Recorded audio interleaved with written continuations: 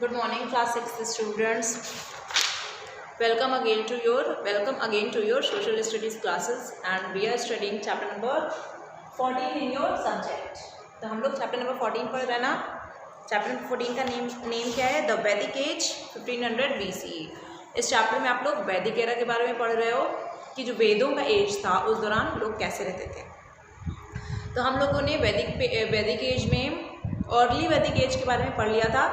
आज हम लोग शुरू करेंगे letter Vedic period.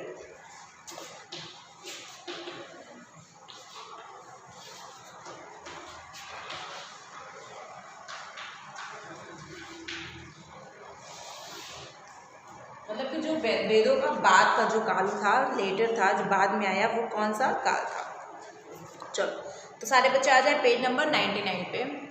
Letter Vedic period. चलो, the Aryans had now moved towards Kurukshetra and Hastinapur on the banks of the river Yamuna. अब आर्यंस लेटर वैदिक पीरियड में कहाँ पे मूव हो गए? कुरुक्षेत्र और हस्तिनापुर.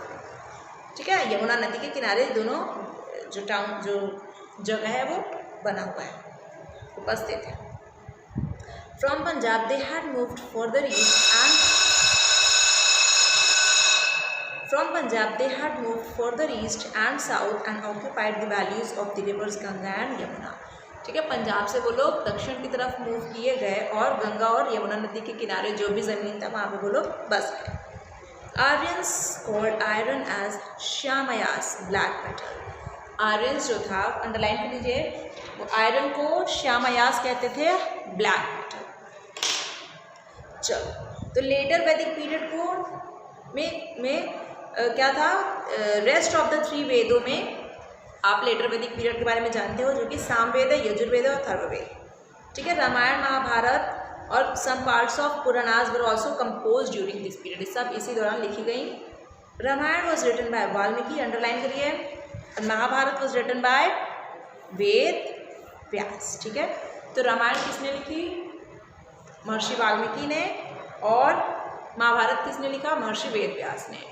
और कभी भी आपसे ये पूछा जाए कि रामायण को किसने लिखा, तो आप कभी भी तुलसीदास आंसर नहीं देना. जब रामचरितमानस को पूछा जाए कि रामचरितमानस किसने लिखा, तब आप बोलोगे कि तुलसीदास ने लिखा. और जब आपसे कहा जाए कि रामायण किसने लिखा, तो आप क्या बोलोगे? महर्षि वाल्मीकि, क्योंकि रामायण को महर्षि वाल्मीकि ने संस्कृत में लिखा है और रामचरितमानस को तुलसीदास जी ने अवधी भाषा में लिखी है. ठीक है, जो कि फॉर्म ऑफ हिंदी भाषा भी है. चलो तो अब लेटर वैदिक पीरियड में पॉलिटिकल लाइफ के बारे में थोड़ा सा पढ़ेंगे कि उस दौरान लोगों की राजनीतिक जीवन में क्या होता था.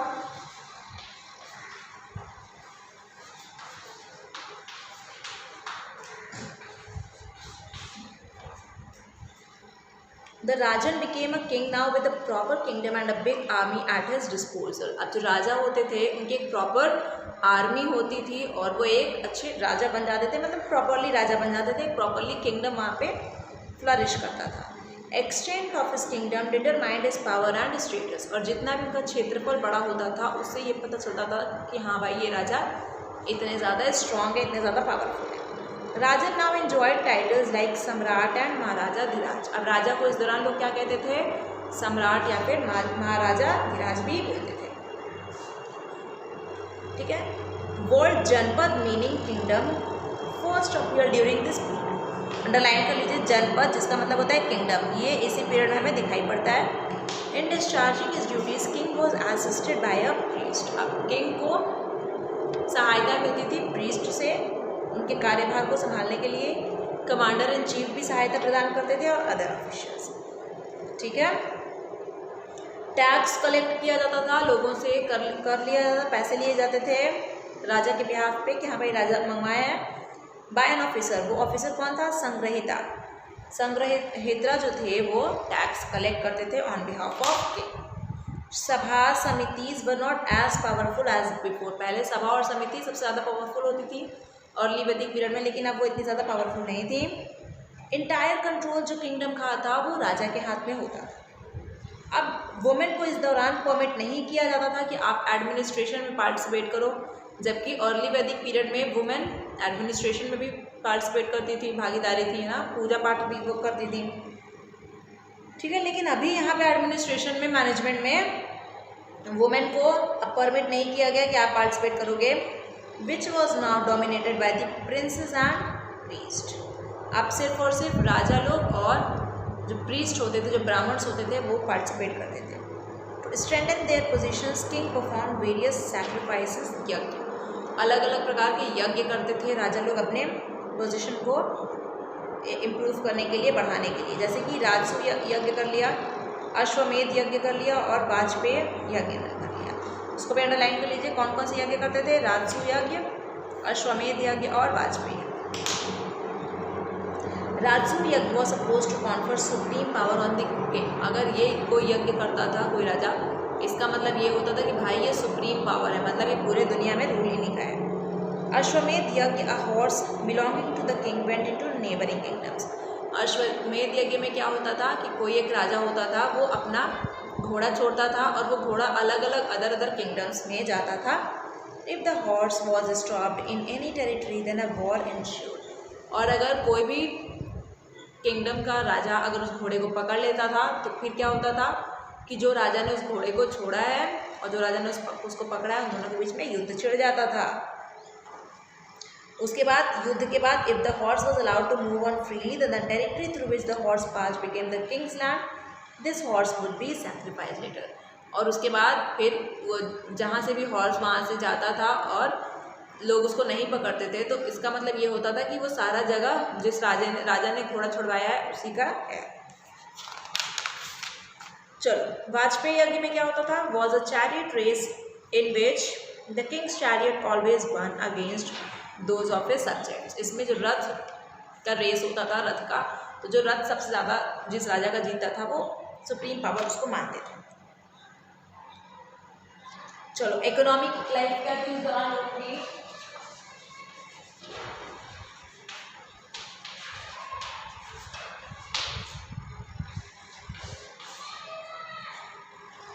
एग्रीकल्चर और कैटल रेयरिंग, ये दो मेन ऑक्यूपेशंस थे।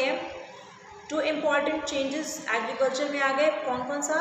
अभी ploughshare, for the use of ploughshare, and secondly the art of transplanting paddy. ठीक है, तो जो जिस प्रकार से धान को रोपा गया वो बदल गया इसमें, यहाँ पे लेटर वैदिक पीरियड में, और प्लवशेयर का भी इस्तेमाल होने लगा। It was a hard task which was usually performed by slaves and landless laborers or kamkaras। एक बहुत ही टफ काम था जो कि स्लेव्स, दासों द्वारा करवाया जाता था, या फिर और किसके द्वारा करवाया जाता था? लैंडलेस लेबरर्स, वो लोग, वो काम करने वाले लोग जिनके पास ज़मीन नहीं थी, या फिर कमकरास से करवाया जाता था।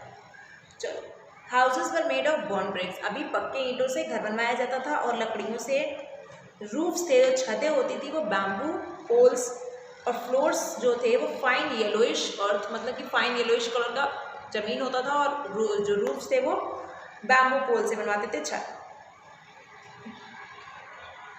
Many items of pottery which were called painted grey ware were found. They were made on a wheel and were grey in colour. तो व्हील पे इन पॉट्स को बनाया गया था और ग्रे कलर के होते थे।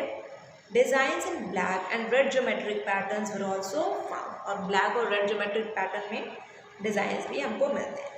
Copper Smiths produced war weapons and ornaments. Copper Smiths क्या क्या प्रोड्यूस करते थे? वॉर वेपन्स, लड़ने के लिए जो वेपन्स काम आते हैं, और गहने वगैरह। आयरन स्मिथ में जो लोग लोहे से इस्तेमाल बनाते होंगे वो एरो हेड्स बनाते होंगे। एरो हेड्स मतलब तीर जो लोग छोड़ते थे उसका जो हेड होता था वो एरो का, वो लोहे का होता था। And spear heads as well as agricultural use करते। ये लोग कौन थे? Dyers, jewellers, weavers, carpenters, chariot makers, leather makers in the village. Vedas also refer to the sea and sea voyages. ये समुद्री इलाकों के बारे में भी बताते हैं वेदा हमें कि उस दौरान कैसे जो व्यापार होता था वो समुद्र से होता था। ठीक है, तो गुड ट्रेड रिलेशंस इन लोगों का ओवरसीज भी उस दौरान लोगों का रहता होगा, ये इससे हमको पता चलता है। Coin money was still unknown to them. अभी भी कॉइन मनी, जो सिक्कों का जो पैसा है, वो अभी भी लोगों को नहीं पता है उसके बारे में, वो नहीं जानते थे। They traded through the barter system. और अभी भी वो एक्सचेंज करके ट्रेड करते थे कि हाँ भाई आप ये सामान ले लो और उसके बदले में हमें ये चीज़। चलो, वेस्टा इमेजिन में क्या करोगे? Imagine you world without any coins और करेंसी और क्रेडिट कार्ड्स। आप ये समझोगे कि हमारी ज़िंदगी में अभी कोई कॉइन नहीं है, कोई पैसे का, कोई क्रेडिट कार्ड का कोई चीज़ नहीं है, कोई रुपए नहीं है, नोट नहीं है, और इस तरीके से सोचोगे हाउ वुड यू बाय और sell things in the market. और फिर तुम ये सोचोगे कि जब तुम मार्केट में जाओगे तो कैसे चीज़ों को खरीदोगे और चीज़ों को बेचोगे, है ना। Which system do you find more easy and convenient, और कौन सा सिस्टम तुमको ज़्यादा ईजी और ज़्यादा आरामदायक लगेगा, इसके बारे में सारे बच्चे लिखेंगे, है ना। और फिर लिख करके उसको फ़ोटो क्लिक करके इसी वीडियो के नीचे कमेंट करके मुझे सेंड करोगे। इसमें क्या करना है आपको, आपको ये सोचना है कि अभी आप ऐसे ज़माने में हो जब सिक्कों का प्रचलन नहीं है, नोट का प्रचलन नहीं है ना। कोई नोट और कोई सिक्का एग्जिस्ट, मतलब कोई मुद्रा एग्जिस्ट नहीं करती है। आप मार्केट में बैठे हो, ठीक है, आपको सामान से, सपोज आपको गेहूँ चाहिए, है ना, आटा बनवाने के लिए आपको गेहूँ चाहिए और आपके पास खूब ढेर सारी गाय है। आप कैसे गेहूँ खरीदोगे, एक गाय दे दोगे और उसके बदले में इतना गेहूँ ले लोगे। तो ये क्या है, सिस्टम ऑफ बार्टर, मतलब एक्सचेंज। अब उस दौरान सोसाइटी कैसे थी,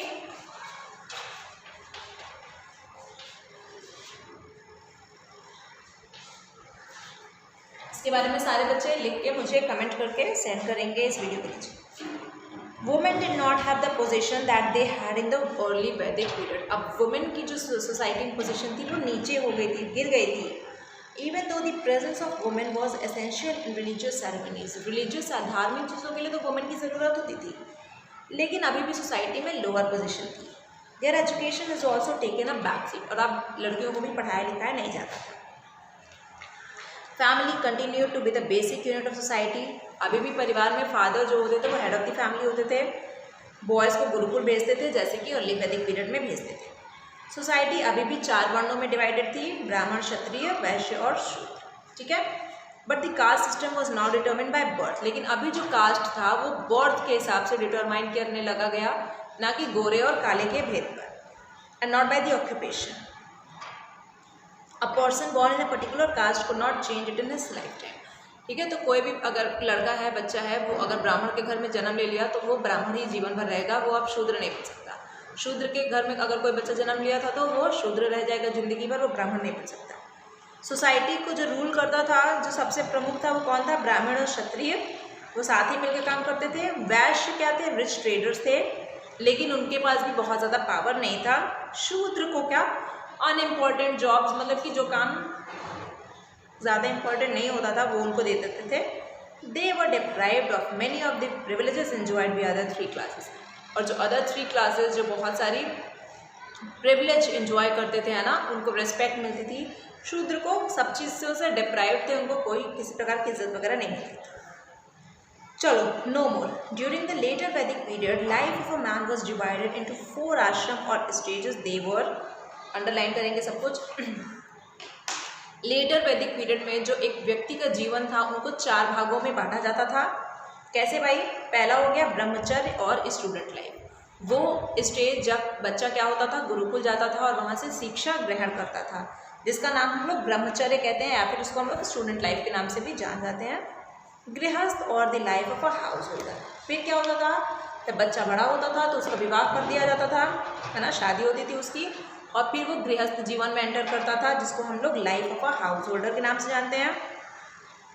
फिर वानप्रस्थ और लाइफ ऑफ अ हर्मिट, और फिर वो बच्चा बड़ा हो मतलब शादी हो गई, उसके भी बच्चे हो गए। अब उसके बाद वो एक योगी की भांति जीवन जिएगा, हर्मिट के भांति जीवन जिएगा, और वो वन को प्रस्थान कर देता था, वन में चला जाता था, और इसलिए उसको वानप्रस्थ जानते थे।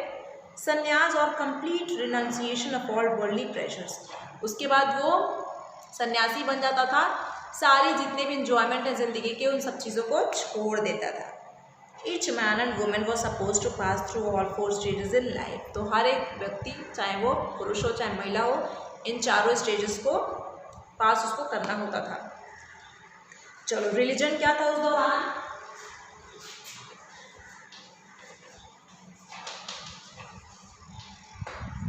कौन से धर्म को उस दौरान लोग मानते थे। There was a great growth of ceremonial religion which consequently resulted in the growth of priesthood. तो बहुत सारे सेरेमोनियल रिलीजन उस दौरान होने लगे, मतलब कि जो धर्म थे उसमें बहुत सारे सेरेमनीज को परफॉर्म करने लगा गया, ठीक है ना। Idol worship finds no mention here, लेकिन अभी भी यहाँ पे मूर्ति पूजन का कोई हमको साक्ष्य नहीं मिलता है। There was only the building of the altar for sacrifice and for the sacred fire. तो अग्निदेव को अभी भी ये लोग सैक्रिफाइस करते थे। हिंदू गॉड जैसे कि भगवान शंकर और भगवान विष्णु भगवान और भगवान शंकर, ये दो लोग भगवान अब सामने आए हिंदू के जो गॉड्स थे। ठीक है। In later times the word dasa came to be used for slave. जो दास था वो शब्द बाद में स्लेव्स के लिए इस्तेमाल करने लगा गया। In honor of different gods, prayers were recited and rituals and sacrifices were performed as an integral part of worship. तो भगवान को खुश करने के लिए अलग अलग मंत्रोच्चार किया जाता था, अलग अलग प्रेयर्स प्रार्थना बोले जाते थे, है ना, अलग अलग तरीके से उनका पूजन होता था।